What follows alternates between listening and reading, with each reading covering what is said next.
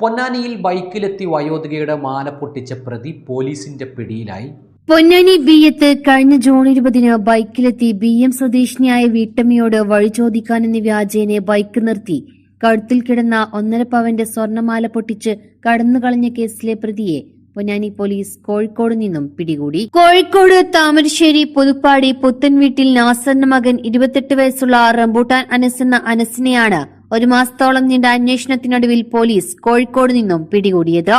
സംസ്ഥാനത്ത് വിവിധ ജില്ലകളിലായി മൊബൈൽ മോഷണം, മാല പൊട്ടിച്ച കേസ് തുടങ്ങി 25ഓളം കേസുകളിൽ പ്രതിയായ അനസിനെ തിരൂർ DYSP പ്രേമാനന്ദകൃഷ്ണന്റെ നേതൃത്വത്തിൽ പൊന്നാനി ഇൻസ്പെക്ടർ അഷ്റഫ്, SIമാരായ Yasar, Nithin, Ando Francis, senior civil police ഓഫീസർമാരായ നാസർ, പ്രശാന്ത് കുമാർ, S വിപിൻ രാജ്, CPOമാരായ ഹരിപ്രസാദ്, ശ്രീരാജ്, രഞ്ജിത്ത്, തിരൂർ ഡാൻസ് ഓഫ് അംഗങ്ങളായ SI Jayaprakash, ASI Jayaprakash, senior civil police officer Udayakumar, Unnikuttan എന്നിവരടങ്ങിയ പ്രത്യേക അന്വേഷണ സംഘം അറസ്റ്റ് ചെയ്തത്. ഡയമണ്ട്സ് മാറുന്ന കാലത്തിന്റെ ആഭരണ സങ്കല്പങ്ങൾക്കൊപ്പം 35 വർഷത്തെ വിശ്വസ്ത പാരമ്പര്യവുമായി എന്നും എപ്പോഴും കൂടെയുണ്ടെന്ന വിശ്വാസം.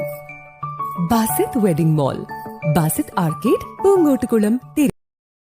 പൊട്ടിച്ച സ്വർണം കാസർകോട് വിൽപ്പന നടത്തിയതായും പ്രതി ചോദ്യം ചെയ്യലിൽ പോലീസിനെ അറിയിച്ചു. പോലീസിനെ തെറ്റിദ്ധരിപ്പിക്കാൻ വ്യാജ നമ്പർ പ്ലേറ്റ് ഉപയോഗിച്ചാണ് പ്രതി മാല പൊട്ടിക്കാൻ എത്തിയത്.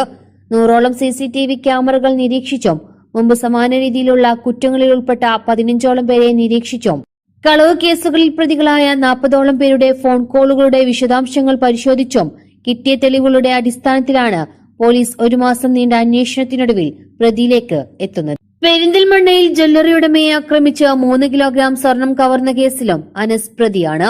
സംഭവത്തിനു ശേഷം തിരുവനന്തപുരം, എറണാകുളം, വയനാട് ജില്ലകളിലായി വിവിധ സ്ഥലങ്ങളിൽ ഒളിവിൽ കഴിഞ്ഞിരുന്ന പ്രതിയെ ദിവസങ്ങളോളം നിരീക്ഷിച്ച് കോഴിക്കോട് റെയിൽവേ സ്റ്റേഷൻ പരിസരത്ത് വെച്ചാണ് പൊന്നാനി പോലീസ് പിടികൂടിയത്. ബൈക്കിലെത്തി മാല പൊട്ടിച്ച ശേഷം ബൈക്ക് റെയിൽവേ പാർക്കുകളിൽ നിർത്തിയിട്ട് ട്രെയിൻ മാർഗം യാത്ര ചെയ്ത പിന്നീട് തിരിച്ചെത്തി ബൈക്ക് എടുത്തുകൊണ്ട് പോകുന്നതാണ് ഇയാളുടെ രീതി. റോഡുകളിലെ പോലീസ് പരിശോധനകളിൽ നിന്ന് രക്ഷപ്പെടുന്നതിനായാണ് ഇങ്ങനെ ചെയ്യുന്നത്. സംസ്ഥാനത്തുടനീളം മാല പൊട്ടിച്ച മറ്റ് കേസുകളിലും അനസിന് പങ്കുണ്ടോ എന്നും കേസിൽ കൂടുതൽ പ്രതികളുടെ സഹായം ലഭിച്ചിട്ടുണ്ടോ എന്ന കാര്യവും പോലീസ് പരിശോധിച്ചു വരികയാണെന്ന് പൊന്നാനി ഇൻസ്പെക്ടർ അഷ്റഫ് അറിയിച്ചു. പൊന്നാനി കോടതിയിൽ ഹാജരാക്കിയ പ്രതിയെ റിമാൻഡ് ചെയ്തു.